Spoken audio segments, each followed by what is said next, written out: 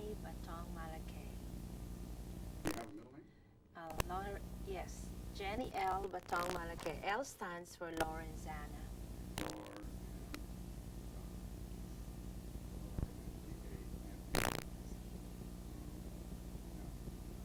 For the record, because when it's transcribed, they will not do this. You Spell it. spell Batongmaloue. Okay, Batongmaloue, B as in boy, Batongmalaque.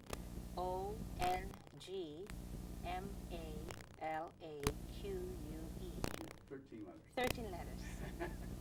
One full word. Yes. And now, see, where were you born? I was born in Davao City. Davao City. And where is that in Manila? That would be in the island of Mindanao, the largest Mindanao in the Philippine archipelago, south of Manila. So that's about how far from Manila? Probably about, I'm not sure now, 500-600 miles. 500 miles. Yes.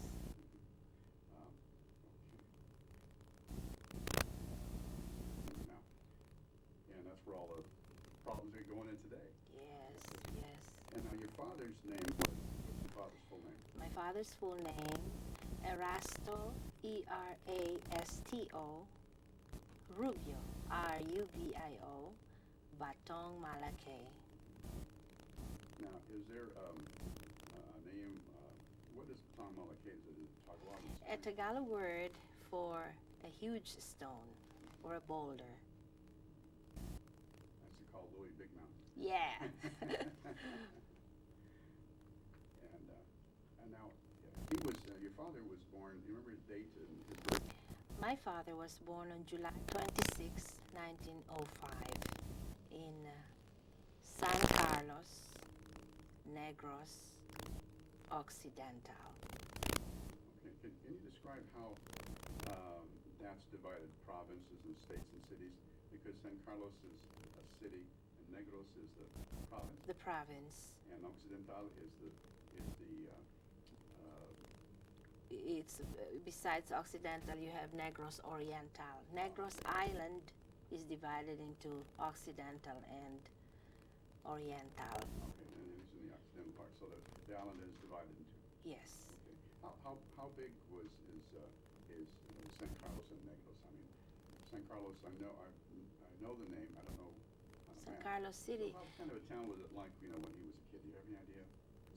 It's probably just a small population, maybe 20,000 people. And his town faces Cebu Island, which is another major Visayas group of islands, and they spoke Cebuano, Cebuano, whereas the Negros Oriental, the opposite one, I believe, they spoke, the one facing Iloilo would speak another type of dialect, the Ilonggo dialect. Now, in the Philippines, there's a lot of dialects, a lot of different Yes, there languages. are. And now, since you were born in Mindanao, how far is Negros Occidental from the Mindanao area? Halfway, probably about 200 miles. About 200 miles. Yes. Now, your father was a unique person. Tell me some of the unique things about him as an individual. As an individual, he was a very quiet man, but he would say a few words. However, he had a very profound personality. In any crowd, he would stand out, and he really was like a leader. Everybody listened to what he had to say, and he directed things. But very, very much devoted to his duty to country and to his family, and of course to God. Did you ever hear him speak about his duty as a term, or is that your perception? He never spoke much about it. He just showed us about what duty really meant. And all of these nice qualities that he had taught us were coming from his training at the Philippine Military Academy.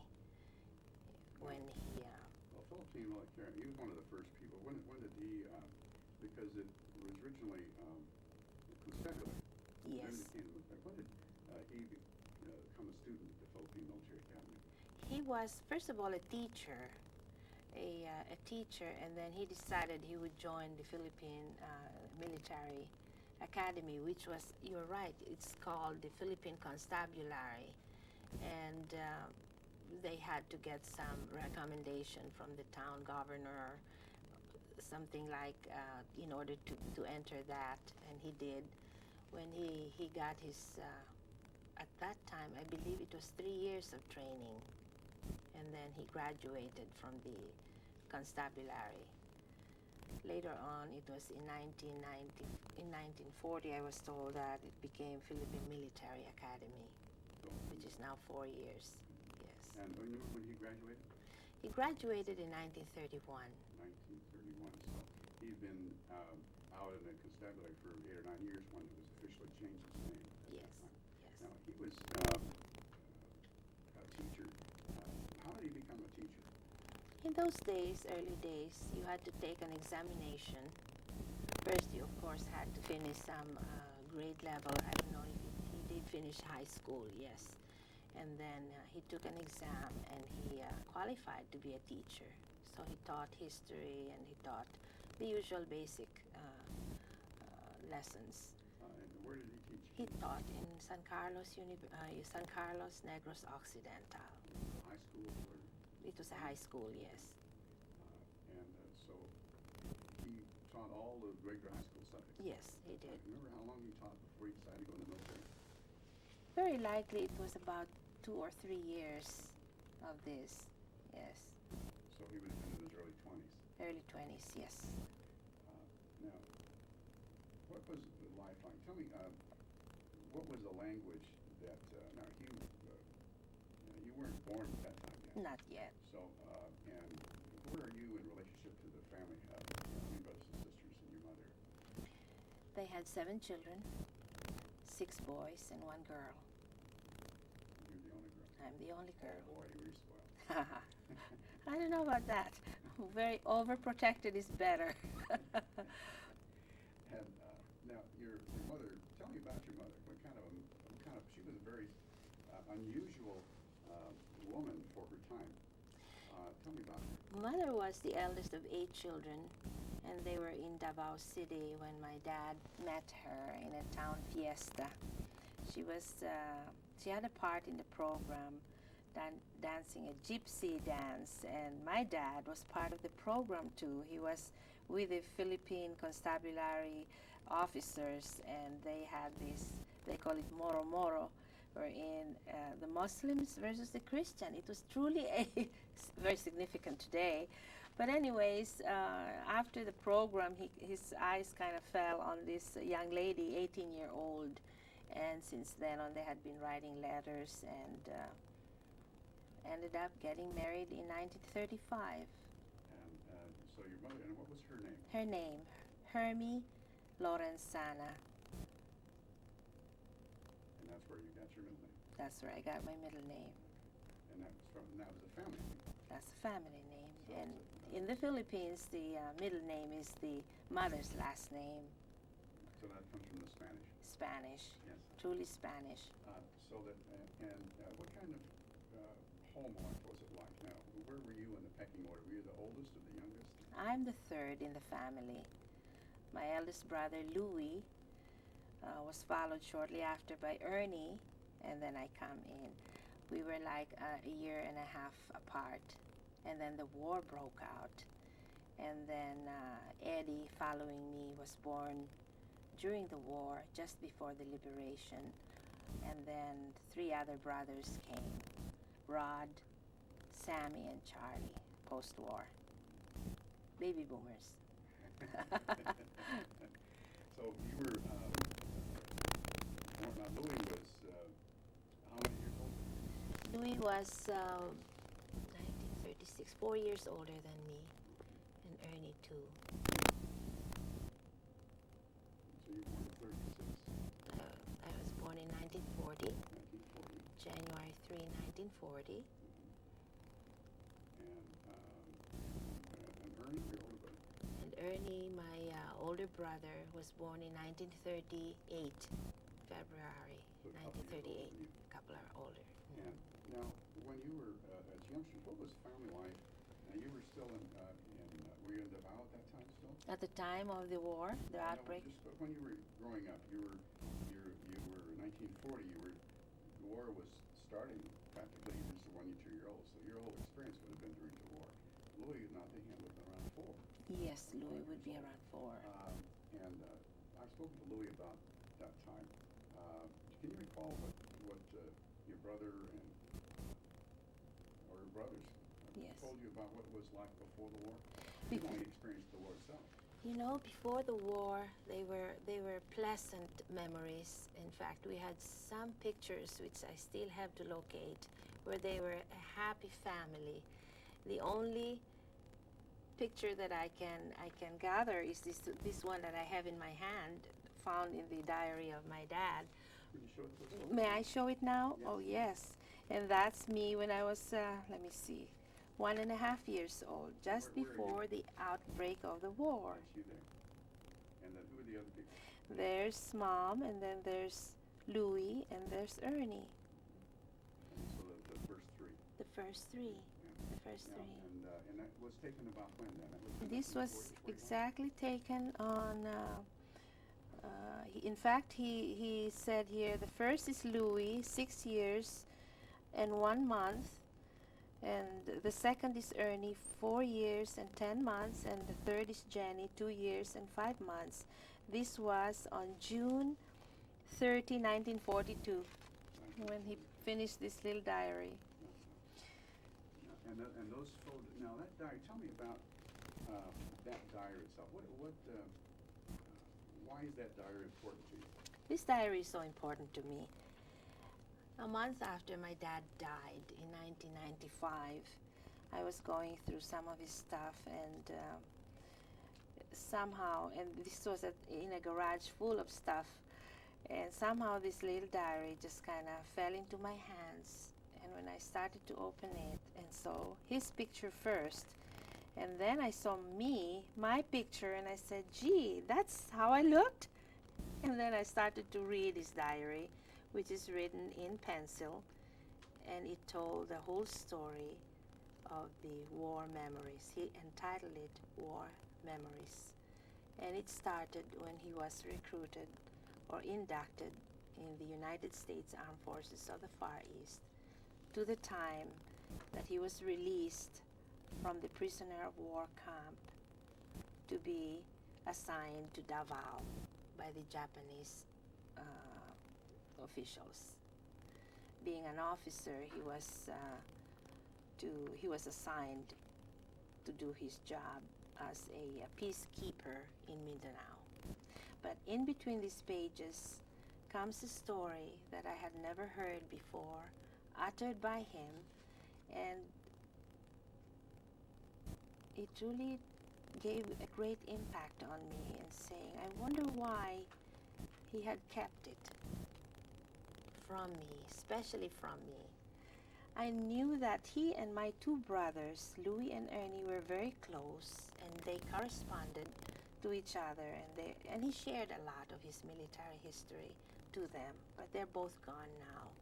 So I had really not much resource to find out more questions that I want answered. I can't seem to have it, but anyways, this is to me what he was. And Tell me one of the things that really impacted you in reading that.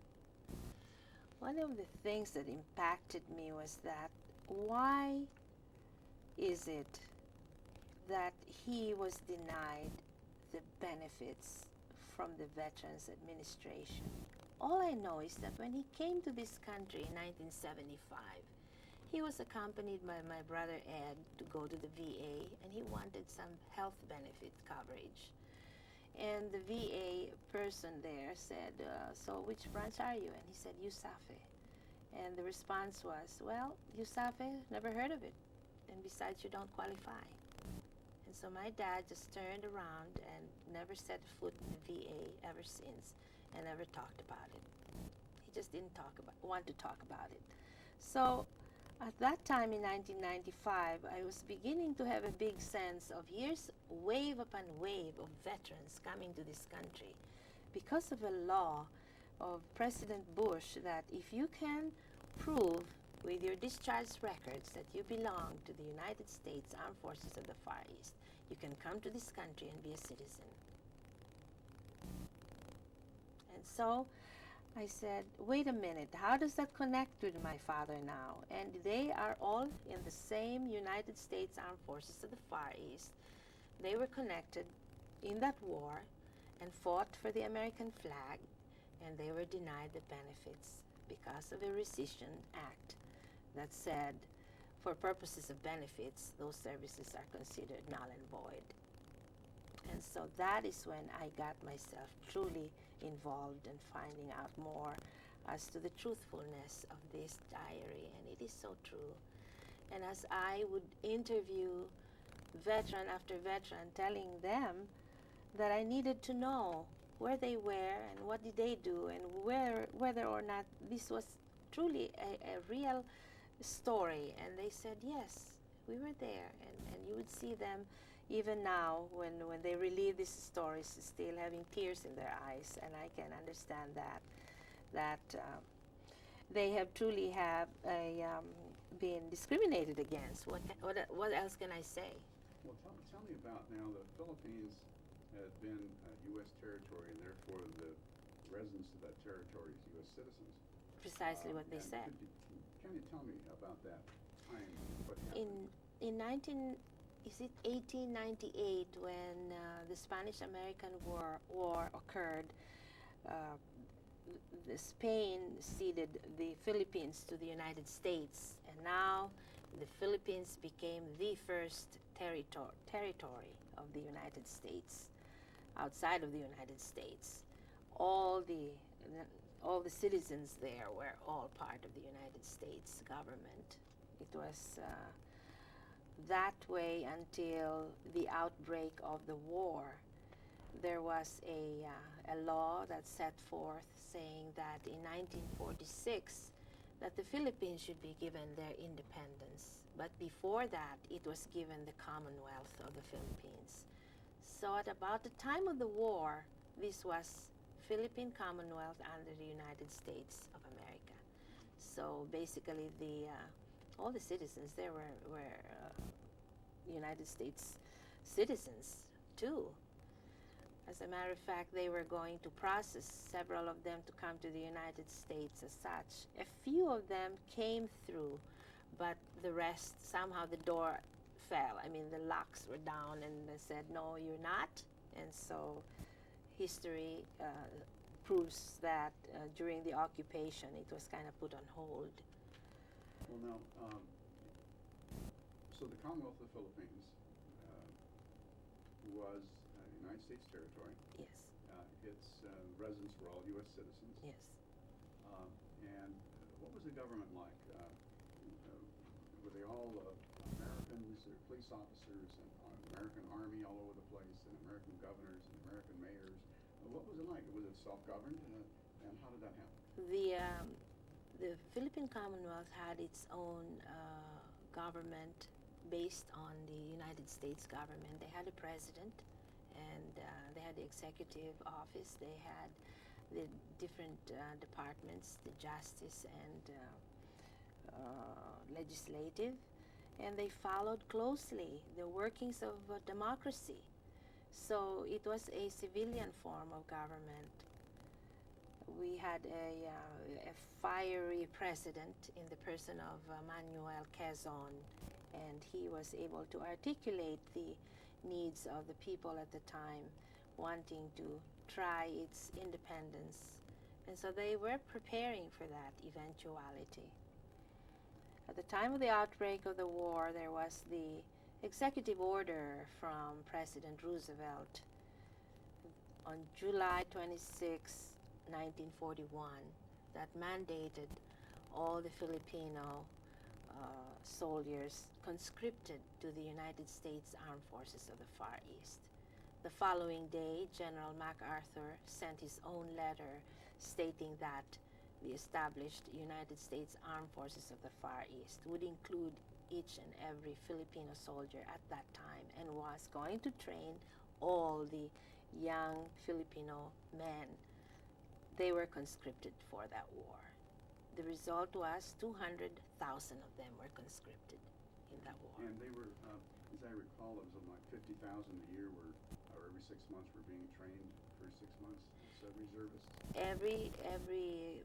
From the time that the intensity of this training occurred, my father was then the commanding officer in Camp Keithley in Lanao, and here he trained most of them and commissioned them as officers.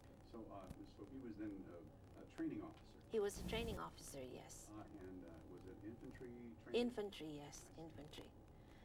What kind of, pecking order was mostly Europe, and the Pacific didn't get much resources from the U.S. government. What kind of resources, did you ever find out what kind of resources they had for training? They didn't have much resources based on the salary, the wages of the soldier. It was only 100 pesos. I believe it was 100 pesos for an officer compared to, let's say, $200 for an American officer. And that went a long way in the Philippines, where not too much is needed anyways. But their uniforms were supplied to them, and they had barracks. They had pretty good barracks. And we were inside those barracks. We lived there, and that's where Louie and Ernie were exposed to the military life, young as they were, and always thought of being an officer someday. And now, Philippines, I think, we have talked about dialects and languages. Yes. But the norm of the Philippines was it's the largest English-speaking country in Asia. Could you kind of talk about that? The Philippines has 80 sub-languages, they call it, complete in itself. Because of the islands and the fact that there are 7,000 islands in the archipelago, there would be about 80 different languages. And then when the Spaniards conquered or colonized the Philippines, they made Manila as the central area, and Manila being in Luzon, the north. Tagalog was the most commonly used language. However, Spanish language was the mode of language in those days of the Spanish colony for 300 years. And so now the Filipinos, soon after the American-Spanish War occurred, now were taught English by the new conquerors, by the new colonizers. And so America sent Thomasides. The Thomasides are so called because of the USS Thomas. I believe that was the ship. And from there came the teachers, and they taught all the native kids from north to south how to speak English. And so in my mother's time, she could speak Spanish fluently and English fluently. And my father, interestingly enough, coming from the Visayas island, had Cebuano dialect and could hardly speak Tagalog, which was like the most popular spoken language. His last name is a Tagalog word for a big stone or huge stone, and yet he couldn't speak Tagalog. Anyways, I remember when we would be transferred every 3 years from his transfer assignments, we would pick up these dialects wherever we were, and we were forbidden to say it in front of them. We would only speak Spanish or English, especially English, and Tagalog was not even acceptable. So we were able to pick up Tagalog and Visayas and Ilonggo and Ilocano and at least 5 sub-languages we could speak and we would understand. That was the most interesting thing in my life when I was a little kid. We would be transferred every 3 years, and new friends, new language. That was good. So where were the places you were transferred in those other languages? From Davao, we went on to Dipolog, What language Zamboanga. is that in Davao? In Davao, it's a mixture of Spanish, Tagalog and Visayas. In Zamboanga, they had a different kind of language in the Visayas. So we picked that up too, and of course Tagalog is always commonly used. And then when we went to Cebu, that is mainly the Cebuano dialect, which is Visayas. And then we went on to Manila, Tagalog, and then Baguio, it's Ilocano. So that really made us multilingual, which did me well when I came to the United States and I practiced medicine. The first thing I knew, because my last name stands out like a Philippine flag in the directory. And my patients came from all over the Southern California, and they came from the different islands, and they would speak to me in their dialect, and I had a good time, talking to them. But that is the languages in the Philippines. One of the main reasons why I think Filipinos are hard to get to gel as a unified whole, very distinct language would separate two people right away. The trust level is always an issue. So you found that as a physician? As a physician, you yes. Bridge all those gaps. I would bridge all those gaps, thanks to my dad's assignments. So, It's amazing. As an officer, and now he was training in 1939, 40. He was training officer right after, let me see, he came out and graduated from the Philippine Constabulary and then the PMA at that time, and was sent to Mindanao. And from Mindanao, he was sent to Lanao. And it was in Lanao that he had this SRC. It stands for a training organization. And then comes along his general commanding officer, General Capinpin, who told him to transfer now to Lingayen, just at the eve of the war.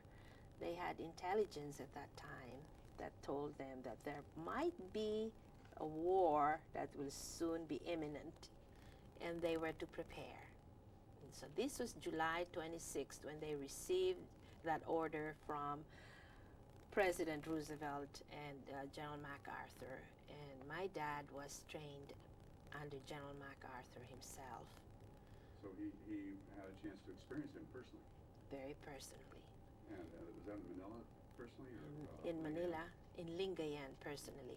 You know, before the war, when he was in Lanao, then Major Eisenhower, the General Eisenhower, went to the Philippines, was there. In fact, in his memoirs, General Eisenhower talked to him personally and shared with him some good thoughts about the training and all that stuff that they were doing for the young men. So my dad was in contact with the American leaders. So that was very, very important for him Yes. then. Yes. Later. Now, he's now a training officer under USAFE. Yes. Just before the war breaks out. And that was, where were you situated? Where were you living as a family at that time? We were within the barracks campus of the Lingayen. We were right by the Lingayen Gulf. And the house that we lived in was, just by the gates of this barracks. And so my dad would train the young officers of the 21st Division. And the young officers had their own battalions and so on and so forth. And so underneath him, I believe he had 200 men. No, I'm sorry, 2,000 men, which later on he said was decimated to, is it 10% when I say 200? Yes. Yes, 10%. Yes, and so at the time of the outbreak of the war, my dad was so intensely concentrated on defending the shores, as he was told. And 3 weeks later, General Capinpin went to him and asked him, "Where's your family? They must still be at home, Go get them. They're the only ones left. Evacuate them from here. And that was the only time he got the whole family evacuated to Manila. And so he was in Lingayen, 21st Division, and they were assigned to defend. And from December 22nd, he chronicled it in this diary. They kept moving backwards, line after line. And they had a, sometime in January, they had a skirmish with a Japanese force. And then I believe my father's force were able to rout them. And they got, I don't know what it was, a booty, which they sent to President Roosevelt. And it's written it's been chronicled. And that was their contingent that did this. So from January and then February and March, step by step, he would describe what they were doing. And then the intensity of the war came in the first week of April. Now, when the war, this is all largely in Luzon, Yes. for most of the place. Now, geographically, where could you pinpoint Manila and Lingayen, where you were, and then you were, what would that be, north, south, east, or west? Lingayen would be north of Manila. About 80, 100 miles? About 100 miles, most likely, yes. And that's where the Japanese invasion force came. That's where the Japanese invasion force came. Yes. In his book, what were the things that described that time when they were overwhelmed? And we know all the historical things, but what was it from his perspective? Can you remember? From his perspective, he said that he actually saw these boats coming towards the shores, and they were there trying to defend that the Gulf, Lingayen Gulf itself. Is there something here in his wording that you might? Oh yes, oh yes. Can I read some of them? Certainly. All right. Okay. All right. And you're referring to the notes that you duplicated from his book? You know, this would be the war itself, the war diary, and this is his real memoirs now, which is more, I believe it has more detailed information. But You wrote that later? he wrote this in 1960, yes. But this one he wrote in 1942. Would you want me to read the one in 42 instead? Just the portion there where they were in process of retreating, what his perception was of what was going on from his own viewpoint. But his perception was that as they were told to defend Lingayen Gulf, we held our defensive position from Lingayen down to Sual for about one more week. When the Japs were threatening our right flank, we were ordered to withdraw about 20 kilometers behind. That was the hardest time for us officers, to order our boys to leave their foxholes and trenches. We had to pull them out of their foxholes because they did not want to go back. They were crying, telling me, "Sir, when you were training us, you had emphasized that General MacArthur told you that we would not let the enemy pass until over our dead bodies. This is our province, and if we ever die fighting, we want to die right here." I told them that the same General MacArthur who told us not to let the enemy pass until over our dead bodies was the same General MacArthur who ordered us to withdraw to the rear because the enemy was already threatening our right flank, and if we should not move back, they might hit us from our back. So we were able to convince the boys to withdraw. And this happened over and over again until the day of the surrender. Can you read just about before he surrendered? It was getting pretty desperate for food. Could you have some of the references in there? Before they surrendered. That would have been in the spring, April.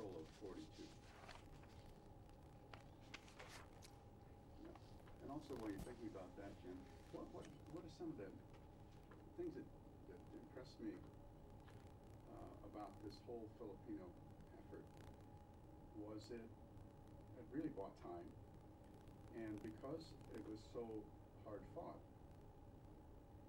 it diverted Japanese forces from New Guinea, from invading Australia and New Zealand, to come back up to fortify the existing Japanese forces to overcome American and Filipino forces.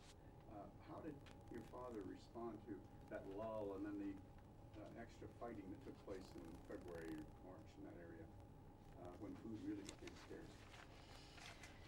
That was the main thing about the food.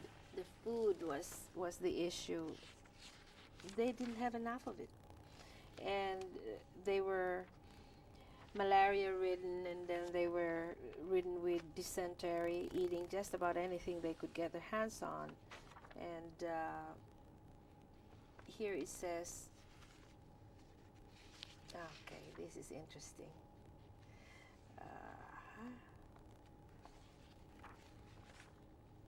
For 3 months, for 3 long months, we held the Pilar Bagak line. Our battles then became the so-called stabilized warfare, where the opposing troops were outtrenched not very far from each other. Both sides sent out combat patrols at this time. Our foodstuffs were getting very inadequate, so that we ate only twice a day, and our rice had to be lugao, or soft-boiled rice. For viands, we had very little canned goods, mostly sardines, salmon, little beef. As the days went by, our foodstuff became very meager. Our troops, while on their combat missions, have penetrated deep into the enemy territory for the purpose of gathering some palay, which is corn, rice, and then anything that can be eaten. In fact, our boys paid more attention in looking for food instead of looking for the enemy, so that on several occasions some of them came back with bullet wounds, but happy to bring with him some palay, which is again the rice. Some learned to eat snakes, lizards, etc., and wild fruits and roots of forest trees. Some even got poisoned, eating some poisonous roots and fruits found in the forests of Bataan. Such was the sad plight we had endured while being besieged by the Japs in Bataan. And because we lacked food, our body resistance weakened. Many of us were sick of various diseases, mostly malaria and dysentery. Describe what malaria and dysentery. Most people in America have no idea what those diseases are. Malaria would be a bite from a mosquito that is already infected, and that a mosquito the infection would now go into your bloodstream and can cause many multi-organ system problems. And the worst of the kind would be the cerebral type, wherein it would go to your brain and you would have symptoms referable to the organ that is being diseased. And so malaria starts with a fever and chills, and depending on the type of mosquito bite that you had, you would have the 4 different kinds of malaria. And the symptoms would be, most of them would be chills and fever. Dysentery, on the other hand, would be coming from amoebiasis. That's very endemic in the Philippines, but with water, scars, and the polluted waters would be where they drank. They could easily get dysentery, which is diarrhea. Dysentery is diarrhea.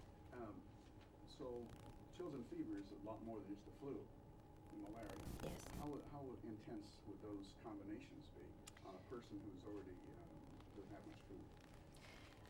For one who has no food and is dehydrated, they're more intense, and they can be fatal. Yes, but one who has this, if he were in good care, would receive IV fluids and would receive antibiotics and all that, which they didn't have.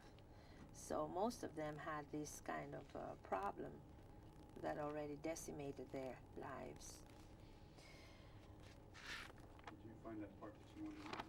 The one that I wanted to read was the Good Friday, when the Japanese had surrounded Mount Samat, Mount Samat is the last hold of the USAFE forces. And on this hill, or it's not a hill, it's a mountain. My dad's assignment was on the east side, the one facing Manila Bay. And that was the division that got the brunt of it. Our division commander, General Kapinpin, and most of the staff officers were captured by the enemy. And by nightfall, there were about 20 officers and about 200 men in Samat Mountain, all the regimental commanders of the 21st Division, and all the 7 American officers assembled there. Only one division staff officer, Major Lapus, was with us. He was the division intelligence officer, and we were discussing on how we could escape through the Japanese encirclement. We finally decided that in order to outwit the Japs, we would take the least guarded and mountainous terrain. In the dark, we passed the word that by midnight we would start our movement generally southwest. So it goes on to say how they were able to do that. And aside from us who belonged to the 21st Division, there were hundreds of other officers and men who regrouped around Balanga, belonging to different divisions. In several groups, we walked towards Orion, where more officers and men were concentrated. And there were rumors that General King had already ordered that the USAFE would surrender to the Japs. All of us Filipino officers and most of the men did not want to surrender. Some American officers and soldiers who did not want to surrender committed suicide. Those who could not kill themselves obliged others to shoot them. There were cases of double suicides whereby 2 American soldiers would shoot at each other at very close range, usually sitting close to each other. They simply did not want to surrender to the Japs, believing that if they surrendered, the Japs would torture them to death. We were made to proceed towards Upper Mariveles, kilometer 82.5, where General Francisco was located. Okay, so it tells about those. The infamous death march, a few hours after the white flags had been hoisted over our concentration areas. 3 truckloads of Japanese soldiers and some officers came. They all smelt very obnoxious, some offensive odor, very peculiar. One of the Japanese officers was carrying a map. Through an interpreter, they asked if any of us Filipino officers could indicate in the map where were the artillery ammo dumps, but none of us volunteered to show them, even if some of us knew what they were talking. Some Jap officers confiscated our wrist watches, fountain pens, anything they wanted from us. And so on. It says about the time when they started to walk. What kind of condition were they in after 5 months of battle and when the death march began? They were in a very emaciated condition. They were all suffering from those illnesses, and they had no strength to continue. But they had a strong spirit. It appears here that no matter what they were enduring, they still wanted to fight. They did not want to surrender. And as they were forced now to do so, they were allowed not to either drink or eat anything that they saw along the way. And the civilian people who were kind of following the death march were the ones throwing food at them. Boiled rice made into a fist thrown at them, and that helped, according to him. And they had so much atrocities were being witnessed. Now, when did you discover his manuscript? This manuscript came in another box, and I discovered this about very likely it was few months after I discovered this. But this one was just mainly the Bataan Death March and also the prisoner of war experience. And the Bataan, now the notes you had there, in his small diary there, did he ever see how he was able to preserve that from being confiscated by the Japanese? It is truly amazing how he did it. Written in pencil and dated on June 3, 1942, and he had our picture here, so he must have from his wallet just pasted it on. For some reason he was able to preserve it without being confiscated. And the only thing he described here that the Japanese wanted him to explain was where he got the money that was in his wallet. And I believe that money was Japanese money. And his explanation was that he asked one of his soldiers to buy some food for the soldiers, and the change was in Japanese money. And that was his explanation. Otherwise, you know, they could have removed everything from him. I mean, I understand this that, could have been lost. No, I understand most of the POWs that had Japanese money were shot on the spot, assuming that they were taking it off of a dead Yes, Japanese soldier. yes. Can you mention that so that we can get a record of that? All right. To be exact about it, it is here. Where was it? Where was it? Oh, yeah. Okay. Because this little diary, I already published this in my book. The book is entitled A Few Precious Days. When I started my longitudinal study on the veterans in the United States in 1995, and it's still continuing, by the way, I included this entire diary in that book. All right. Were you asking about when he was asked to produce?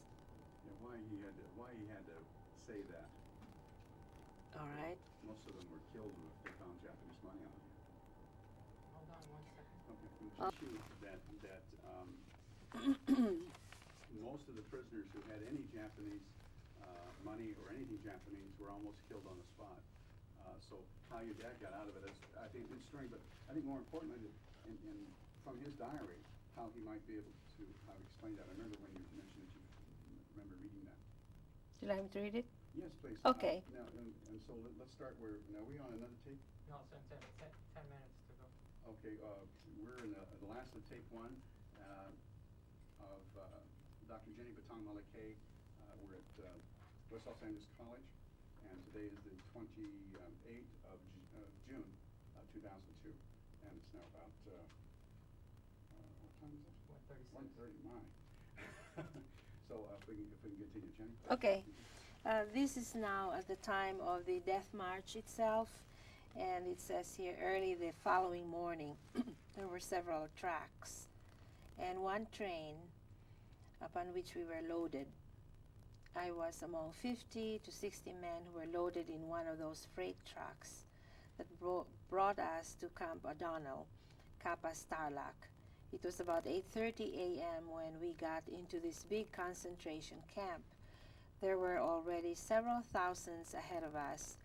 Before we were assigned to the different groups, we were subjected to very thorough searches and inspections in an open field.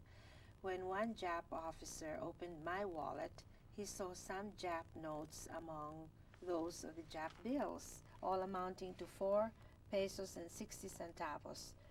Through the interpreter, I was made to understand that several officers and men, especially the Americans, had been killed or beheaded because the Japs believed that they, by having those Jap bills, we had looted their dead comrades in the battlefields, etc. Then that Jap officer who found those Jap bills inside my wallet directed the interpreter to put a note upon my shirt. Later, I understood that that note pinned upon my shirt indicated that I should be investigated for possessing those Jap bills. There were about 10 others from whose possession some Jap bills were found, and they were also marked like me. We were thus marked, were segregated from the rest of the group. After about 3 hours waiting under the midday sun, the same Jap officer who found those Jap bills came back with Japanese Filipino interpreter. I was the third to be investigated. The following was my explanation why I got those Jap bills. That when our Japanese escort allowed us to buy some foods along the way, I bought some boiled bananas, fresh milk, sugar, and singkamas, and bibingka, all worth 5 pesos and 40 centavos that I gave to that old woman who sold us the foodstuffs my 10 peso bill. And that old woman gave me those several Jap bills, all amounting to 4 pesos and 60 centavos.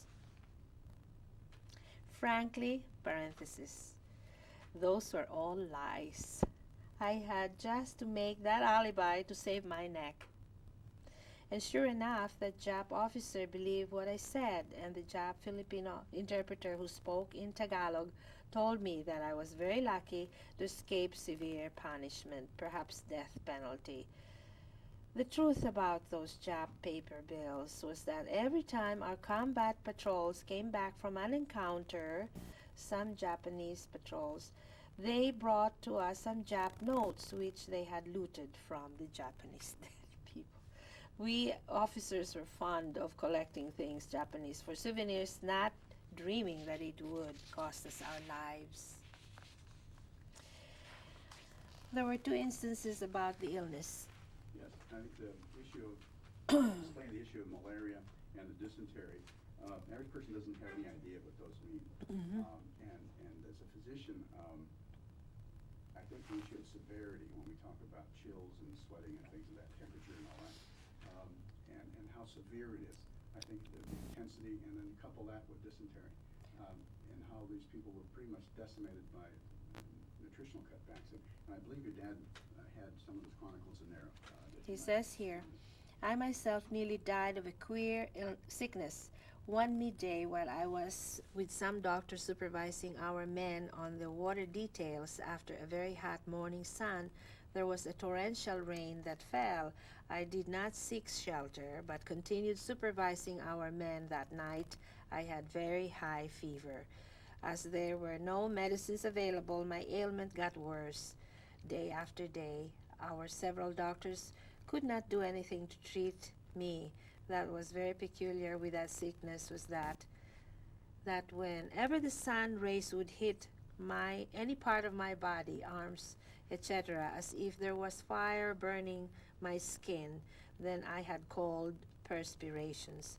I lost appetite for about 1 whole week. I did not like to take anything into my stomach except warm water. I became so weak that when even I wanted to attend to the call of nature, some kindly comrade had to lift me. In particular, there were 2 town mates who attended to me during my illness. The surgeon could not do anything. He had no medicines, and so on and so forth. And he was in bed, or he was just lying down for a whole month. Now, he was in the prison camp. He was in a prison camp. What about those who had malaria and dysentery, who were on the marsh itself? They were already weak. How would that have impacted them at that time? Did you have any recounts of some of those? I'm thinking of something what Dr. Dysentery epidemic broke loose among the prisoners of war inside the concentration camp. Later we learned that the Japs had injected dysentery germs into that river, from where we got our drinking water, for which the camp commander was given death penalty, etc. Only those who were boiling after drinking water were saved from this big dysentery epidemic. One of the first casualties was Major Diang, who died during the early days. We did not even know in which hole he was buried, as there were no recordings of the first burials. During the second and third months of our confinement, every day there were about 250 to 300 who died of dysentery, mostly, and malaria and other diseases. These deaths were aggravated by the fact that there were no medicines available. Our doctors could not do anything, as our shack in which I was quartered was near the cemetery. I saw the daily procession of the dead as they were buried. One big hole was used for 40 to 60 dead, a common grave.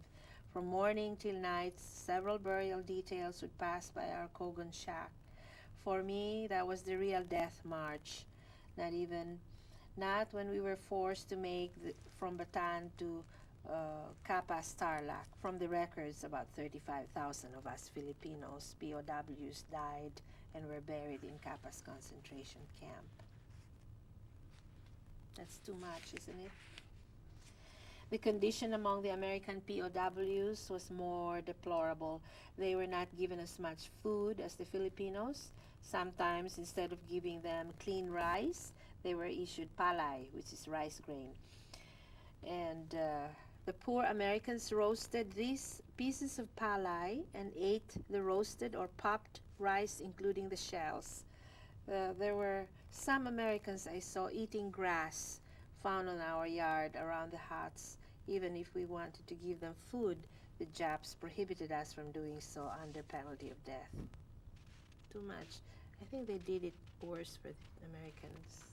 Yes, there was one of the things that you brought out there, and I think a point that there was a tremendous hatred of the Japanese towards the Filipinos because they were fellow Asians, and they looked at them as traitors to the Asian coast sphere of influence. Was there a note in his reading about how the Americans and the Filipinos were treated differently? And in some cases, the Filipinos were treated more harshly. I think referring to the time, yes, he has a paragraph here. The group which I led from Bataan to Capas entered our concentration camp on or about April 12th, 4 days after our general surrender. Beginning June, the Japs started giving paroles to some Filipino POWs who were sickly. But before the sickly Filipinos were allowed to go home, they were first brought to Camp Dao and other rejuvenation centers. About the first week of July, I was with the group of sickly officers who were brought to Camp Dao, Pampanga. In our group, quartered in one barracks were General Francisco, General De Jesus, Colonel Limusado, Colonel Itawa, etc. Life in Camp Dao was more relaxed, and when we were inside Camp O'Donnell, Capas Tarlac, morning and afternoon, there were several Japanese officers and civilians who gave us lectures, trying to put into our heads that the American system of government, culture, etc. are not good for the Asiatics, etc. Their theme was Asia for the Asians, etc. Once in a while, the Japs would bring some Filipino officers or officials to give us similar lectures. One time, General De Los Reyes, then Chief of Bureau Constabulary, and some Filipino officials gave us talks on cooperation with the Japs, etc., that for the sake of internal peace and order, we should do what we could under the circumstances to do our share in the maintenance of peace and order in the country. So that was the training they got there, and that was when they were sorted out and assigned. Talk about, Yeah, that's it. oh, this tape. Tape's gone.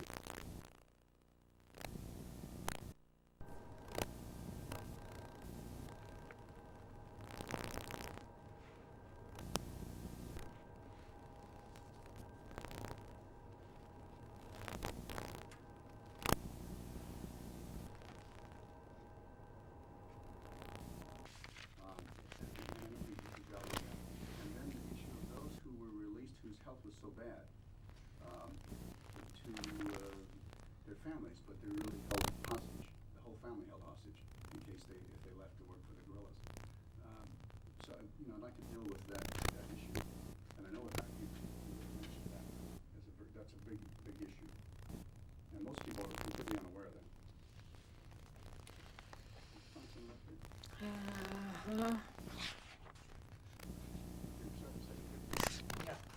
Let's see, we're going to take two, June 28th, and it's about 1:47 or 8 on the 28th of June at West LA College in the studio here, and we're interviewing Dr. Jenny Batongmaloue, interviewer Ralph Ramirez. Janet, if we could take a look at the area of when the POWs had finished the death march. You mentioned the number of fatalities, and there's also the area before that, during the march, of the conditions. Because some of them were, as your dad was taken by train part of the way. Most of them walked, and under the conditions of brutality. Did you mention some of that? I think all of them took the train because Some of them walked the whole 80 miles. they have walked. And some of them walked the whole way. Some were trucked, just for some reason they were trucked, and some were taken by train. And then some were taken from Capas to San Fernando, but that's the only place that they go by train. Yeah. It was kind of interesting how the treatments were different from different people just by pure luck. How did he encounter those stories or people or personally? As an officer, he had a leadership role, so how's that taking place? You know, the only thing he refers to the American POWs was that the one that I just read. Other than that, he would talk about the details that were given to him and to the other Filipino. They didn't respect officers. As the Geneva Conventions recognize officers in rank, and the Japanese didn't do that. Could you kind of mention that in the assignments? All right. The Japs would select some strong Filipinos POWs for different details. And example, cogon or grass details, guava details, telephone details, fuel details. Before a Filipino could be detailed for any outside work, he was first given a very short haircut. Louis, that is his brother-in-law, my mom's brother, who was one of those who was detailed in the telephone group, was brought. They were brought by some Japanese soldiers who were telephone line men fixing and installing telephone lines from the concentration camp to other places. From Louis, I've learned that there were many officers' wives and relatives who were around the barrio of Capas. Well, he tells the story about how he was able to meet with my mother, who followed the civilians following the death marchers. And that story was about the detail. He was given the telephone detail on that day, and there was a kindly Jap named Miura. All right, let me read that. And he says that after our breakfast the following day, Louis and I joined other members, about 18 of us, all officers, on this telephone detail. I could hardly believe that I would walk that distance with about 4 kilometers one way.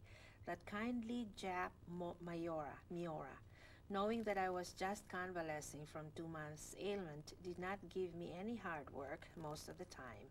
I was just holding a part of the telephone line whenever someone was connecting it to the telephone post. After having walked for about 3 kilometers from inside our concentration camp, we saw a crowd of men, women, and children who were wading through the rice paddies, meeting our group. When that crowd was about 100 yards away from me, I could distinguish Hermie, dressed in black skirt and yellow jacket. When we were already about 50 yards from the crowd, I started waving my hand, trying to attract Hermie's attention, but she did not recognize me. We were not allowed to go near the group of relatives by our Japanese escorts while we were yet along the main road. But when we were already far from the highway, and after having worked for about 2 hours, Miura told us to rest.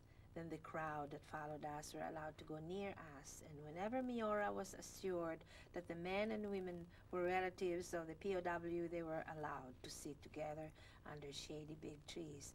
We were given for an hour of rest and conversation with our relatives, but Miura and the other 2 Jap soldiers were escorting close by.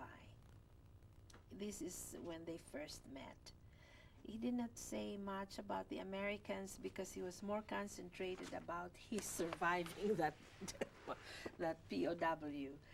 However, I did get that kind of story from most of those I interviewed, that they saw the difference of treatment. The Americans were pulled to one side, were beheaded, and they were killed, just bayoneted. They were just treated atrociously.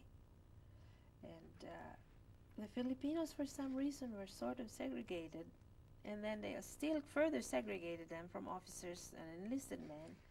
And from among the officers, they segregated further from those who were very sick and those who were very kind of healthy. Now, this was taking place now from April, May, June, July, August, September. August, September. Yes. What was the word taken through just about the time word started to spread that some of the Filipinos were being released to their families, and some started to go through a noise break. Right. He's gonna go up the elevator. 1 second. And Fernando Diego, who we interviewed, was the burial details, and with the rain, how they were so weak they could only bury them in shallow graves. And first rain, they were coming up and floating out to the river. I think in other words, what I'm trying to find in his words is the terrible conditions under which they had to try and survive. It wasn't an exception of one duty thing, it was the rule. And that's what I was trying to get in his comments of when he recorded that. And then, of course, as we get near towards the end, when he was getting freed, what they thought of the Americans who were still interned, and some of them were being moved down to other prison camps. And then some were being transported to Japan, but of course nobody knew most of that at that time. Nobody knew. Being segregated as they were, I don't think they were able to really know what happened to the American side of it, no. Except that amongst themselves, the Filipinos were really, just perhaps exchanging this information. But he didn't mention it here, not much anyways. What's happening on that page there, Dave? This one, the one that said about the American condition that was deplorable, just says about the food that they ate at the time when they were not used to that kind of food, and that they were given rice grains to eat, and some of them just ate it with husks and all. Okay, where was that? Life in the concentration camp in Capas Tarlac. I was assigned in a group at the water collecting right near the riverbank. I was made in charge of 20 doctors and about 40 men who were collecting and distributing water from the river to the different groups. There were 6 big groups, each under a general. The big concentration camp, Camp O'Donnell, at Capas Tarlac, was about 300 hectares of rolling country, mostly covered with cogon grasses. Hundreds of cogon bamboo huts housed all of us.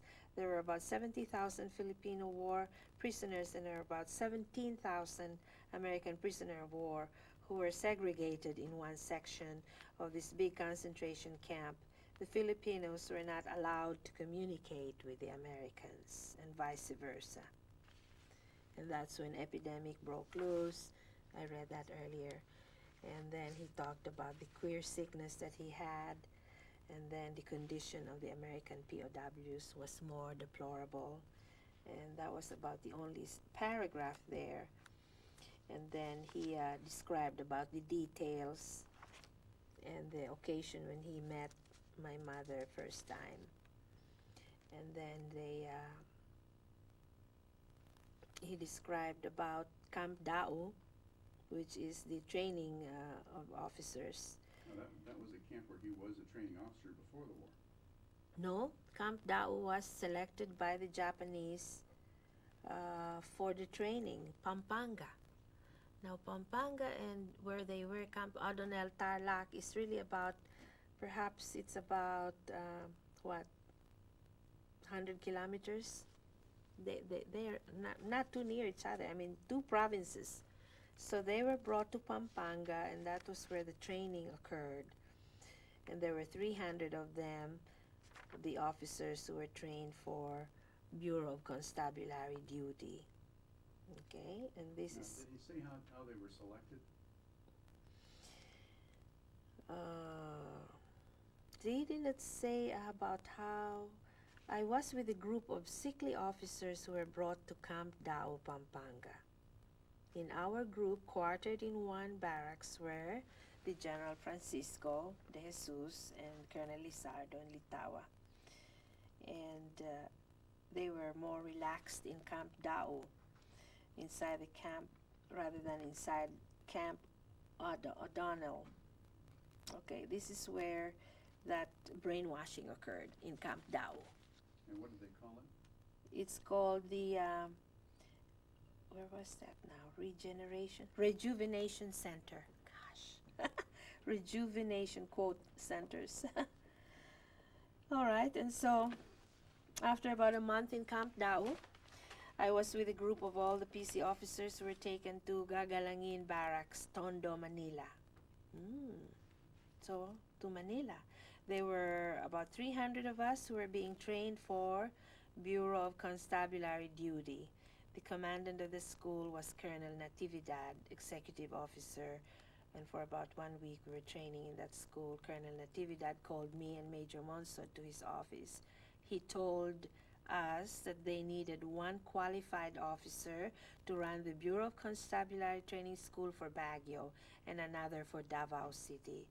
Before we could answer if we would accept the offer, Colonel Natividad reminded us that the Japs had always been telling us that if we want to survive and save the lives of our dear ones, there was no better means than to accept the offer for the sake of my family, whom I did not know where they were at the time, and for the sake of the folks of Hermie who were still hiding somewhere in the mountains of Davao. I volunteered to run the Davao Training School for NCOs for the BC. Then I was designated as commandant in this school in Davao City. So that's where we were brought. Now, you mentioned NCO and PC, and what the BC, the Bureau of Constabulary, meant. I was going to call it, Because, here we would know what a constable is, but a constabulary is a state police, and I think the definition, you might define it yourself. Bureau of Constabulary most likely would have been the police force, the ones who would be there to assist, protect citizens, and that was the duty. But NCO, I wasn't sure. In fact, I was going to call... Non-commissioned officer. Yes, non-commissioned officer. Okay. And that was,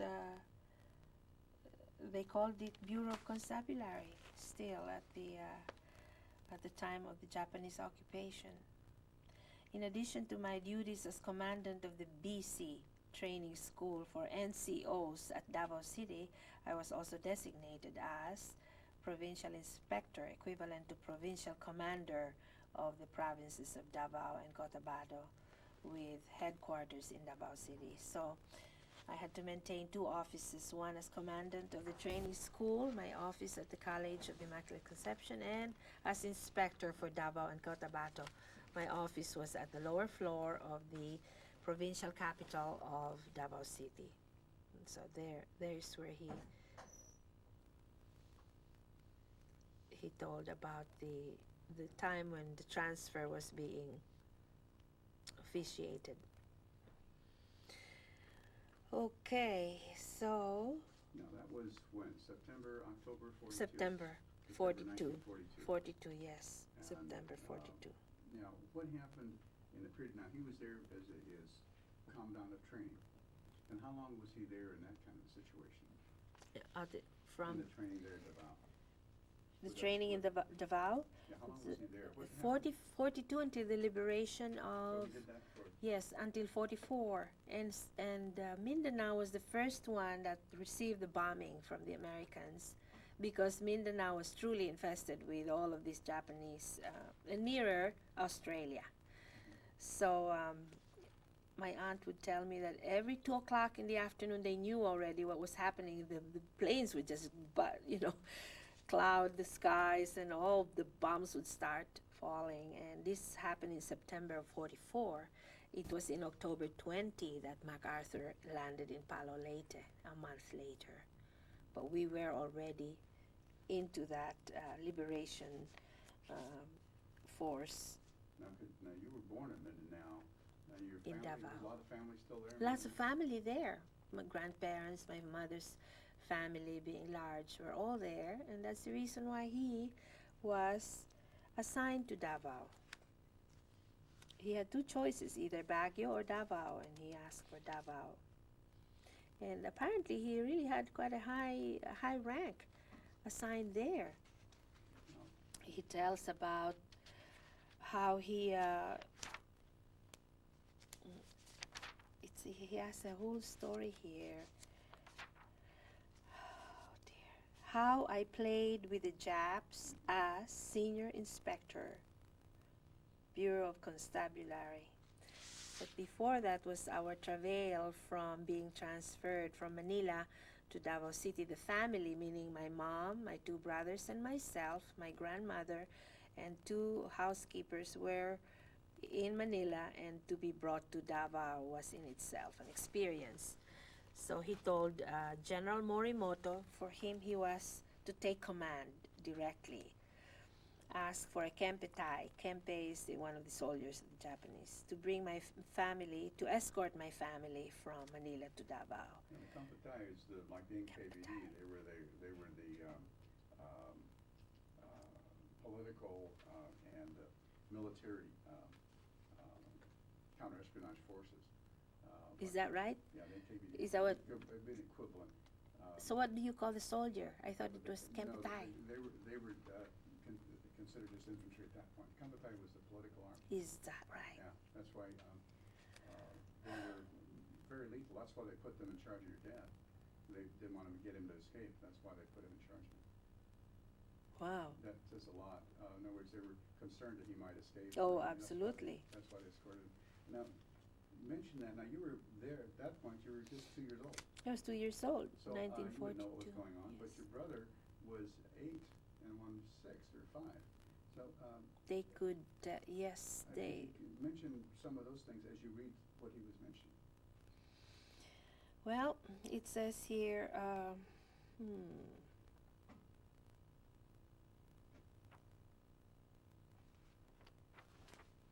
Okay. In view of the abuses committed by some Japs against Filipinos while on board any ship, I requested the chief of Manila Kempe, Major Sugiyama, to let one of his trusted NCOs to accompany us aboard until Davao City. I was very lucky that this Major Sugiyama assigned one Kempe corporal to accompany us during the entire trip. It was a freight boat that we took. There were no cabin. We were given the space above one of the holds.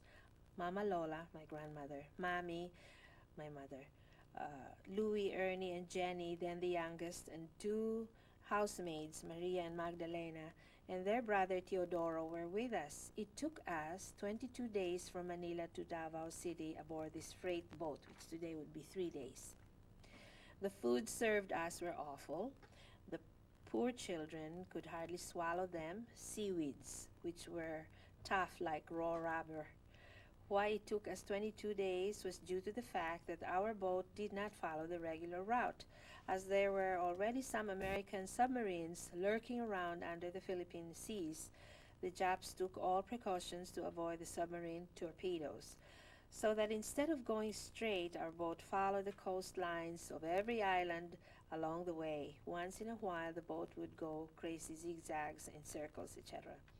From Manila, we first stopped at Cagayan de Oro, where we stayed for about 4 days, loading and unloading.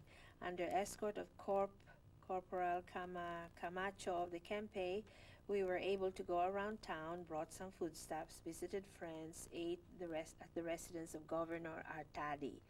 Our next stop was Iloilo City, where we stayed for about 3 days. And at that time, the city of Iloilo was not yet normal in peace and order. In fact, from the boat, we could hear some shootings nearby, so that the Japs did not allow us to get down. Our next stop was the wharf of Bacolod City, where we stayed for about 3 days, and we were allowed to go down. In this port, I heard some of my town mates, led by Guerilla Lieutenant Rosalio Telebanco, were about to kidnap me from the Japs, but had I escaped that time, my whole family left in the boat might be subjected to untold tortures before killing all of them. So I decided not to escape. If I were alone then, it would have been easier. Perhaps my life during the Japanese occupation should have been very different. and perhaps I could have become the commanding general of the whole Negros, as most of the officers commanding the different guerrilla units were my former SRC cadets. Then we stopped at Zamboanga City, where we stayed for 5 days. We were allowed to stay with the family with the city mayor Alvarez while the boat was being loaded and unloaded. It was a welcome change, especially in Zamboanga. Foods were aplenty, fish and very cheap, first class. One tuna could cost only 80 centavos, so one Filipino passenger brought two, made some salted slices. All right, so that afternoon they docked in Santa Ana, Davao City, finally. Some BC officers and EM met us. There were 2 trucks that brought our belongings to our house. I was able to secure the permission of General Morimoto to accompany one of the 2 houses of Fiscal Habana, also along the street. It was a surprise that General Morimoto gave me that, even if it was previously occupied by some Japanese officers. So apparently there was some bonding, not bonding, but some friendship there. Apparently there was a good guy among the Japanese. When the Japanese had authorized me to go around the different municipalities of Davao to conduct some pacification of speeches to convince those still hiding to return to their homes and farms, I sent 2 separate parties to conduct my grandfather around Katiil, he called Papa Lolo, along the Pacific coast of Davao. The first party failed to contact them. Another party, led by one of my BC enlisted men, used by Papa Lolo, was able to contact them in Katiil. Okay, so it tells about his contact with my grandfather, and on that occasion he convinced Captain Rodriguez to go to Davao City to see for themselves how life was under Japanese occupations. This was sometime in the year 1943. Okay. 1943. So he was doing his job. He was doing his duty there. Now, how does he mention, Jenny, how the conflict, and he mentioned briefly there how he couldn't escape, where he felt his family would have been probably killed or abused. How does he mention it? The difficulties of trying to keep the peace to help his fellow Filipinos and still have the conflict of being his family held kind of hostage. The next paragraph here says, how I played with the Japs as senior inspector. At that time, Hermie was on her way, was about to deliver baby Eddie. Then I gathered information that the signal officer, American, who was controlling Malita district of southern Davao and in constant contact with the headquarters of General MacArthur in Australia, wanted to confer with me confidentially somewhere in Barrio Lawa, way south of Malita town, in order to get the approval of the Japs, Kempe, etc., that I could go to these parts of Davao which were infested by guerrillas. I had to tell lies that I heard there were 10 Japanese who survived the recent torpedo attacks by American submarines around the outer parts of Davao Gulf, that these Japanese were under the custody of Major Page, so that I had to see Major Page and try to negotiate for their release, etc., etc. The Japs did not only consent to my proposition, they even provided me with one small boat run by Jap crew members, but I insisted that there should be no Japanese soldiers with us, only civilian Japs. With me were Lieutenant Ramon Morada, Sergeant Saez, and 3 other BC men.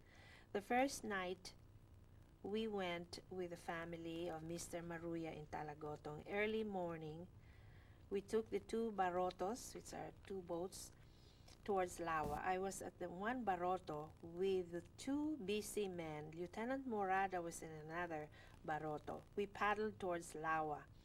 There about 10 o'clock in the morning. Then we hiked with our guide, Mr. Fred Johnson, towards the hideout of Lieutenant William Johnson in one of the farmhouses of Fred Johnson up the hills.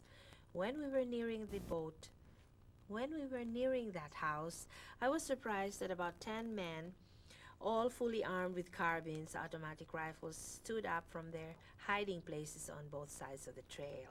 Their leader came to me and kissed my hand, crying, telling me that he used to be one of my soldiers in Camp Parang sometime in 1939. He told me that I brought some Japs with us, whether military or civilians. They had orders to fire at us, etc. Fortunately, we were not accompanied by any Japs. As a matter of fact, in all my pacification campaigns, I did not allow any Japanese to go with my party. I was able to convince General Morimoto and the Jap Kempe CO that if they would let any Japanese soldiers or civilians go with us, we would expect some encounters, etc. Our meeting with Lieutenant William Johnson at the farmhouse of Fred Johnson was very dramatic. I related to him how I fooled the Japs by telling them some lies about some Japanese survivors who were under the custody of Major Page. But in order that I could reach the headquarters of Major Page, there should be no Japanese to go with my party. What actually happened during our meeting with the signal officer of General MacArthur, Lieutenant Johnson gave me the latest development about the American forces on way to liberate the Philippines. Then I gave him vital information about the locations of Japanese landing fields, gun displacements, warehouses, troop concentrations, etc., etc. As signal officer and intelligence officer in southern Davao, it was Lieutenant William Johnson who directed the American submarines to launch very effective surprise attacks against Japanese ships coming in and out of the Gulf of Davao. Then at nights, the night raiding bombers would drop bombs on the Japanese installations. Every night at about midnight, I used to keep awake from the American night raiding bombers would encircle around Davao City and then drop bombs, after which the Japanese anti-aircraft guns would try to shoot them down, but the Japs were always caught by surprise. At that time, the American Liberation Forces were already around Rabaul, New Britain, Admiralty Island, New Guinea, and most of the American forces were in the mainland of Australia. Although I was with Lieutenant Johnson for only about 4 hours, we have had a lot of exchanges of information. I told him that he and his man, Major Page, and his unit should leave that area as soon as practicable, because I knew that after my return to Davao City, the Japs would conduct a mopping up operation all over the peninsula of Davao.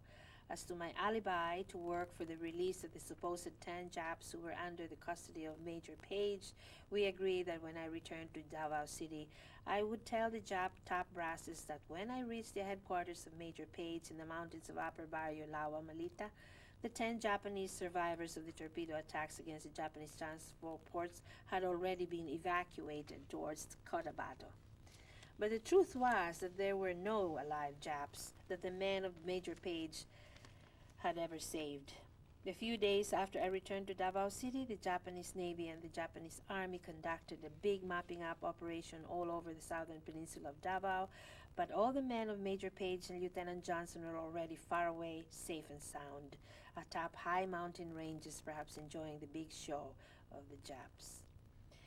Our return trip from Barrio Lawa to Davao City was memorable. It was already about 7 in the evening when we took our 2 small barotos from the shore to Barrio Lawa. In one baroto were myself and 2 BC officers. In another baroto was Lieutenant Ramon Morada and 2 BC officers. We reached Talagotong at about midnight. The following morning, we were aboard the motorboat of the Maruyas, which took us to Malita town. The next day, we took the motor launch, which was assigned to us by the Japanese. About midway between Malita and Santa Cruz, the engine of the motor launch stopped. Then we called for one big sailboat which happened to pass by. Had our motorboat towed towards Santa Cruz, but the wind practically stopped blowing, so that for several hours we were just drifting with the tide.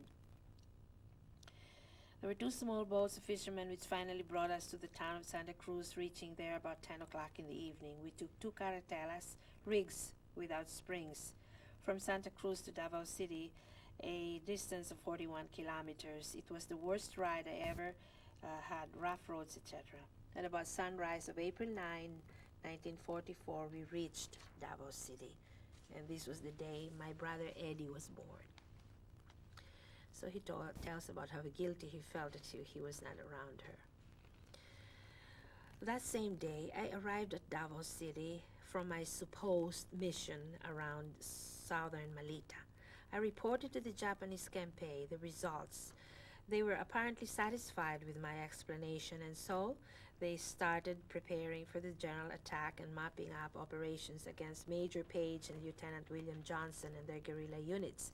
But these Japs just wasted their time and efforts, because during their general offensive there were no more guerrillas around the southern Malita. They had already evacuated to the safer highlands.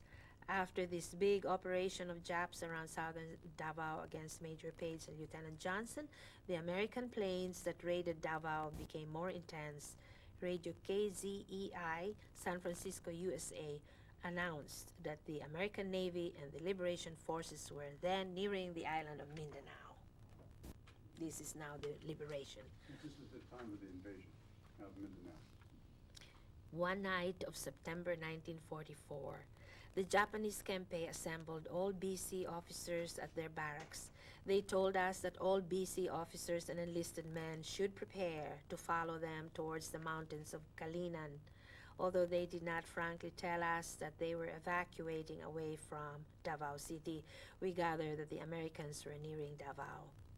Our shortwave radios have announced that the American naval forces were already around San Agustin Point along the Pacific coast of western Davao. The Japs told us that each officer and BCEM would carry some rice and canned goods good for 2 days. Then the Japs started moving out of Davao City towards Kalinan Mountain. I did not follow the Japs who were hurrying us to follow them. I pretended that I was preparing my big family to evacuate with us.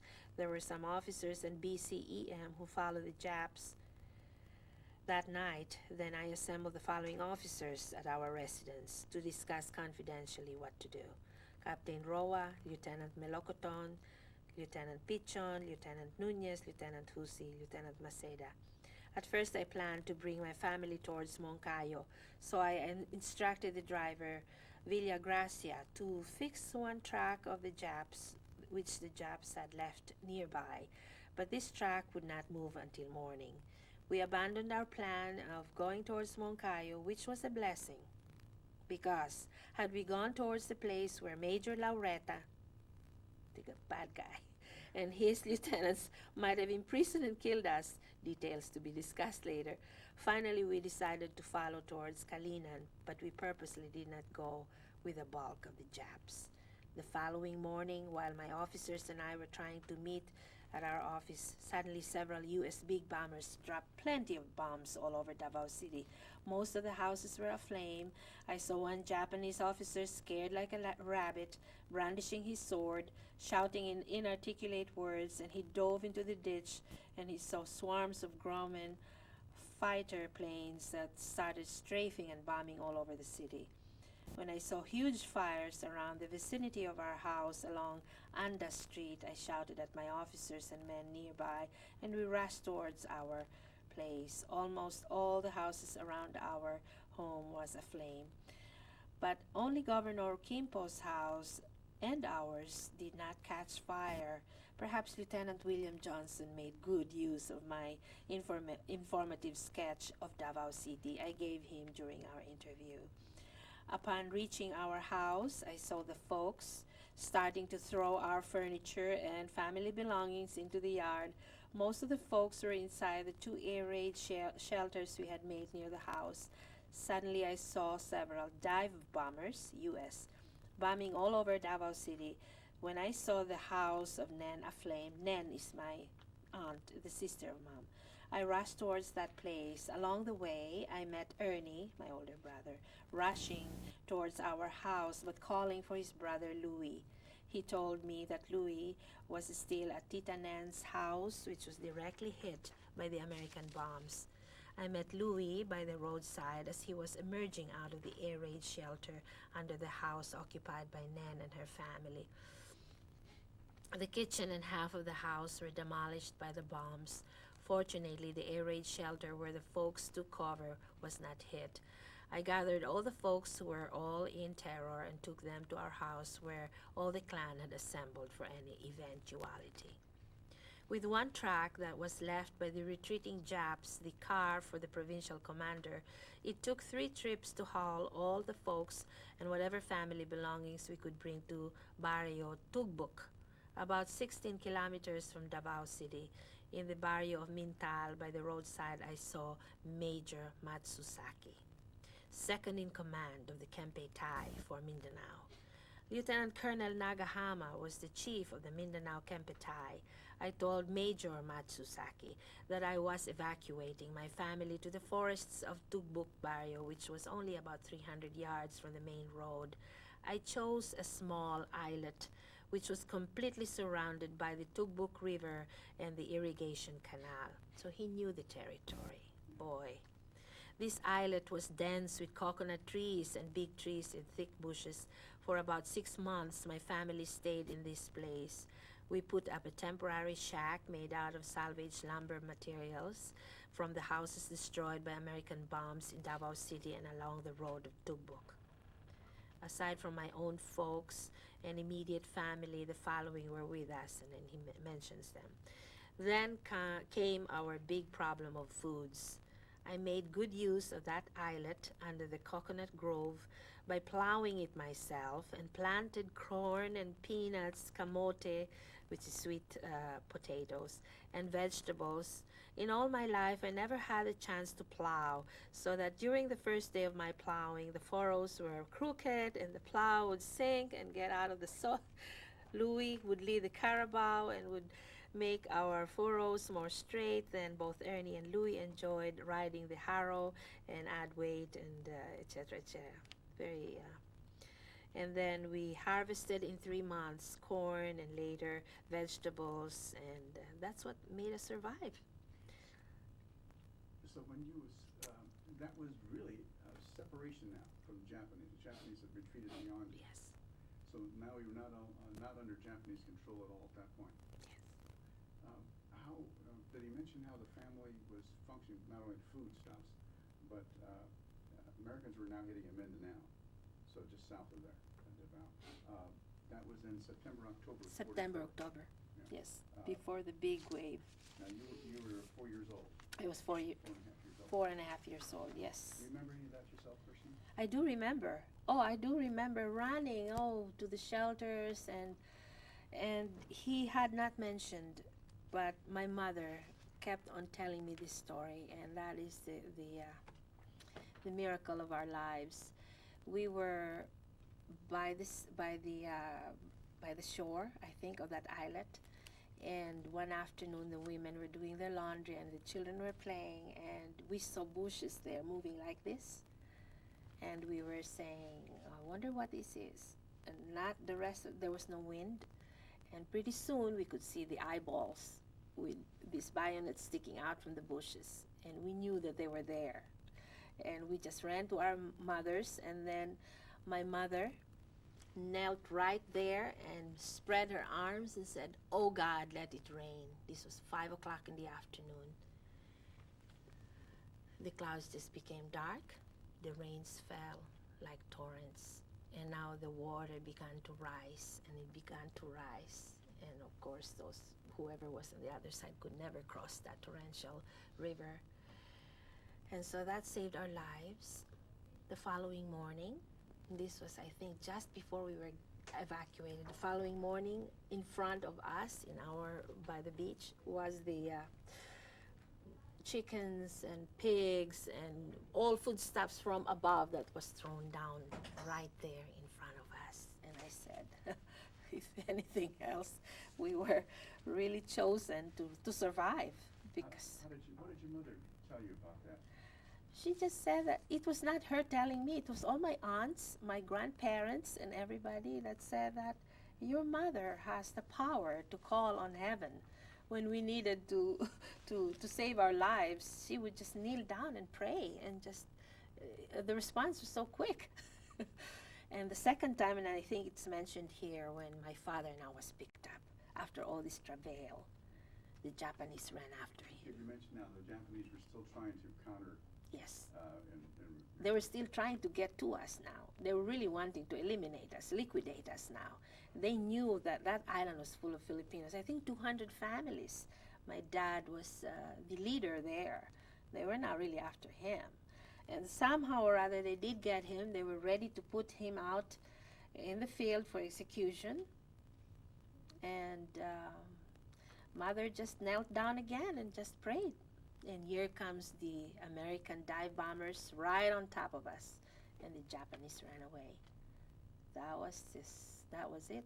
They said if ever my dad would have been killed, that would have been the place, executed in front of all of us.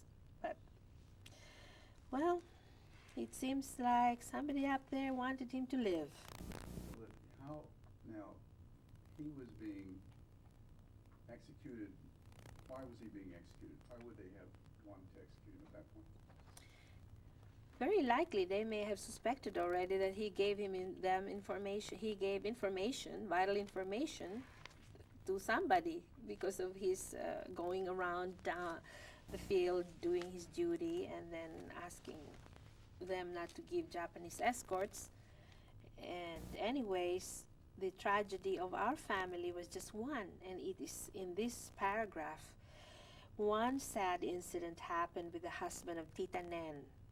He was with Lieutenant Morada and Lieutenant DL, who were among the 30 Filipinos who were imprisoned by the Japanese Kempe about 1 week before the Americans bombed Davao City and burned practically all the houses and installations. The night before the American bombed Davao City and the day before the Japs ran away from Davao City, Major Matsusaki told me that early the following morning they would release Lieutenant Morada, Lieutenant DL, and Joe Barbaza, husband of Tita Nen. Somehow during the Great Confusion, when the Americans released thousands of incendiary and demolition bombs all over Davao City and the Japs were very badly terrorized, the promise of Major Matsusaki to release Joe and DL was forgotten. This was at the same time when I was holding a conference with my officers at the office of Senior Inspector, and that was the time when I rushed to our house when I saw our block in great flames, so that instead of releasing Joe and his comrades, the Japs tied all 30 of them, took them towards Kalinan. When they reached the east bank of Davao River, they were lined up one by one, and they were bayoneted to death, except Lieutenant DL and Lieutenant Morada, who were able to escape by untying their rope and dove into the swollen river for their safety. For this grave fault of Major Matsusaki, he handed me his own harakiri sword and told me to kill him, but I did not want to kill him. He had been so good to us during those trying years of Japanese occupation. Whenever we did not have foods, he would send some rice, etc. Being a Christian himself, and one who did not believe in the policy of the Imperial Japanese forces and the atrocities committed by his own comrades, the Kempetai, he has revealed to me his desire to surrender to the Americans when they came, so that when the Americans liberated Davao, I told the Americans how good was Major Matsusaki to the Filipinos during the Japanese occupation, etc. As a matter of fact, when he was tried by the court-martial, I gave my sworn affidavit in his favor. I was glad that I was instrumental in his eventual release. Until lately, we used to communicate with each other. He is now in the trucking business somewhere in Tokyo, Japan. In 1975 or 76, my father just arrived. The first thing he did was to contact Matsusaki, and they met, and he brought us along, the family, at Century City Hotel. Met this gentleman. Very kind, and of course, always thanking my dad for saving his life. And that in itself is telling you what is war all about. I mean, who are the people and who are the enemies and who are the friends if we don't know. When the Americans have landed somewhere in Cotabato province, the Japs were intensifying their defensive positions all around our hiding forest in Tugbuk. We moved into deeper forests along the upper Tugbuk River. We were in this evacuation area for only about 1 week when the Japs drove us away as they were preparing the opposite banks of the same river as their defensive line. Again, we moved into another small forest. 2 nights previous to this movement, the Japs attacked those evacuees near the road, killed several men, and raped the women. That was the time when Surveyor Dumlao was killed with a bayonet thrust through his chest. He was able to run to our evacuation place to tell us his sad story. He died that night. While we were burying him in the open field in the center of the abaca plantation, there was one medium American bomber which flew slowly over the graveyard. There were about 40 of us men surrounding the grave of late Dumlao. When we signaled SOS to the pilot, the planes encircled 2 times over us, and perhaps the pilot understood our signal for help, and he made his plane tilt left and right. Pretty good, huh? And during the burial of Dumlao, I asked 2 volunteers to contact the Americans who were along the sea coast, Mr. De La Vega and driver Villagracia, and one of our houseboys volunteered. They left about 8 p.m. in less than 4 and a half, in less than an hour later they left. We heard that the Japs firing at them were swimming downwards. De La Vega and Antonio were killed. Villagracia came back to tell us the sad news. Okay, so the American soldiers were bivouacking now that area, and we were just ready to be liberated. Okay. Villagracia was able to explain 3 kilometers downriver. With my note, Villagracia was able to explain to the Americans our deplorable situation, that we were surrounded by the Japs in that forest, that because the Japs did not allow any of us to get out of the forest, it was necessary that the Americans should liberate us as soon as possible without killing us in doing so. Then Villagracia came back telling us that all Filipinos should get out of the forest, go towards the seashore. That was about 11 a.m. During the first week of May, when the Americans liberated us, there were about May. What are we talking about? May of 1945? Yes. Wow. So September, October, November, December, January, February, March, April, May. 9 months. Wow. May. I can't believe this. While we were getting out of that small forest of Tugbuk, there were about 20 American dive bombers and fighter planes which encircled over our winding column. Under the protection of these American planes, we got out of that hellish forest where for about 3 weeks, about half of us perished, from 200 down to 100, either by American bombings or shellings or killed by Japs whenever some of us tried to escape. Now here comes the bad part. What an irony of fate. As soon as Colonel Donesa and I were out of the Tugbuk forest, one American CIC officer, what's CIC? It would be counterintelligence. Picked us up, on a jeep. We were first taken to the regimental headquarters for some questioning.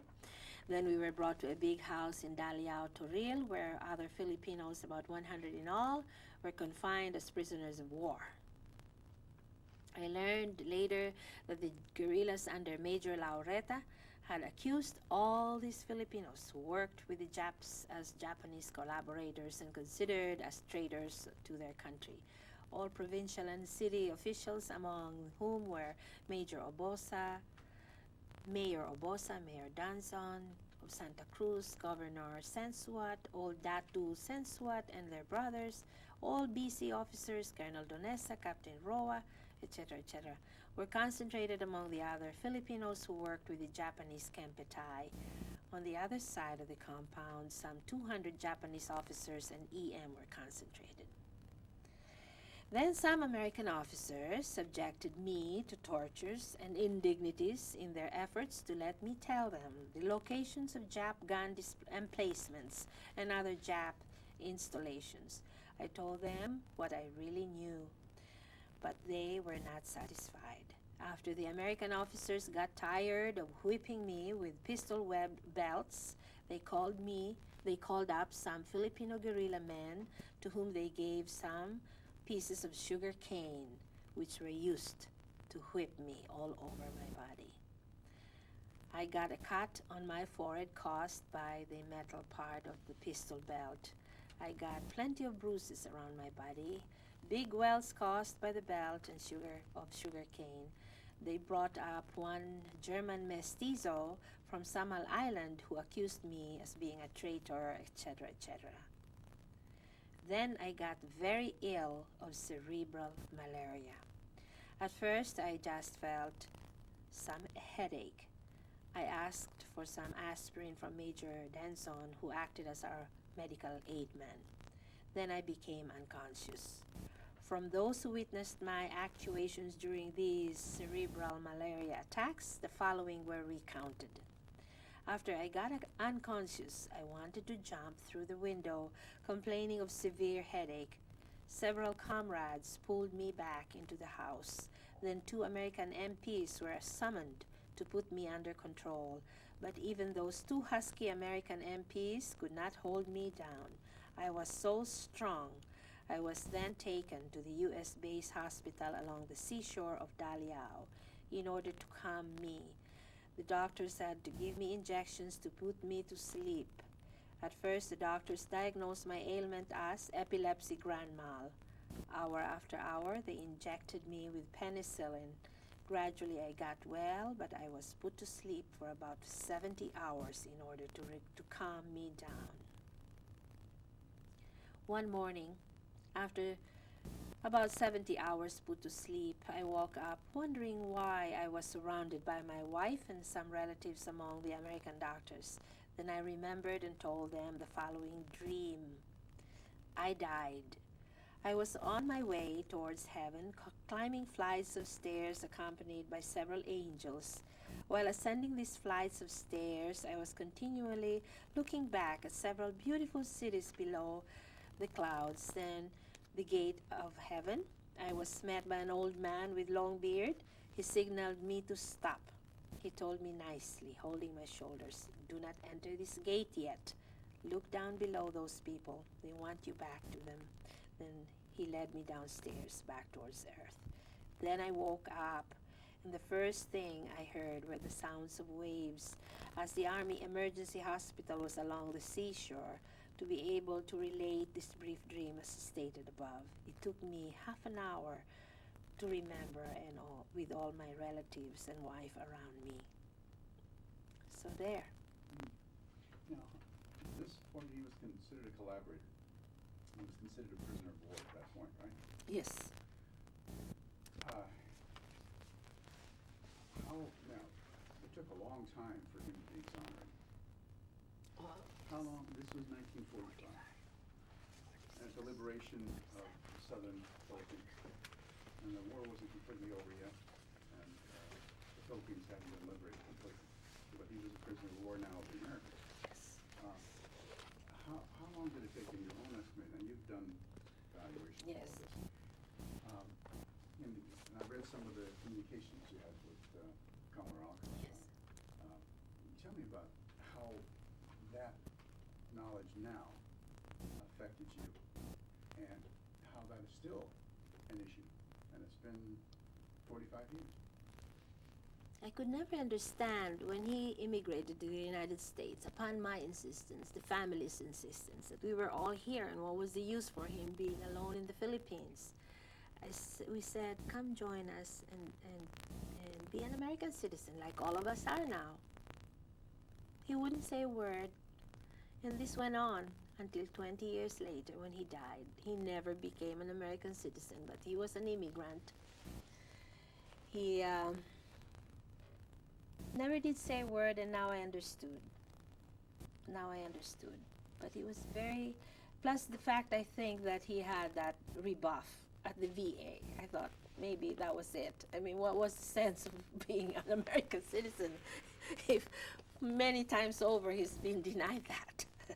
Okay, so the thing that grabbed me is that how he survived all that, the assault done to him, and the deprivation he had, knowing that later on he had medical conditions that led to his bypass, and but he kept himself very, very put together, I would say, until the very end. And so this man had a strong will. Well, how did you, must have, yes. Boy. How would you, the issue of his being accused as a collaborator, how did that work out? Can you tell me about that whole issue? That whole issue of collaborator made me wonder about who really are the real enemies. Oh, Burned out. Bulb or power? Finish this up, you ready? yeah. Okay, we're just going to finish up after a short break. And the question, Jenny, was when your father was accused as a collaborator and now was a prisoner of war Mm-hmm. of the Americans, Mhm. and he was abused in his interrogations, Mhm. and it was not believed. What happened now? The war's not quite over yet, No. and you were now about five Five, and a half yes. years old. I remember that day when he was brought by the ship, and my Aunt Rose, Tita Rose, and I were by the pier, and we saw this ship going on towards Leyte, and it says here about that time. What happened to him was that he was transferred to another camp, and around the outskirt of Toril. Hermie, on her own initiative, went to Manila to see our national leaders, General Rojas and Osmeña, to find ways and means to have us Filipinos who were concentrated by the Americans to be liberated. After about 1 month without any favorable results, Hermie came back just to find out that all of us were taken to Leyte along the hundreds of Japanese prisoners of war. One afternoon, we were taken aboard a troop ship which was anchored in front of Daliao. There were only 19 Filipinos who were shipped to Leyte along with all the Japs, hundreds of them. Somehow, Nen and Rosie were able to see me off as they stood along the road where the truck that loaded us passed. They were accompanied by Major Austria. At that time, Hermie was still in Manila trying to work out for our sake. We were concentrated by the Americans without any justifiable reasons, etc. We were unloaded at Tacloban City. Each of us carried our own personal belongings. There were hundreds of Filipinos along the roads that we passed during the forced march from Tacloban to Palo, a distance of about 20 kilometers. What struck us was that the grave misconduct of those Filipinos in Leyte who jeered at us and called us traitors, etc., etc. To me, that march was worse than our death march. From Bataan to Capas, Tarlac. Because he was. It's among Filipinos, yeah. Worse. And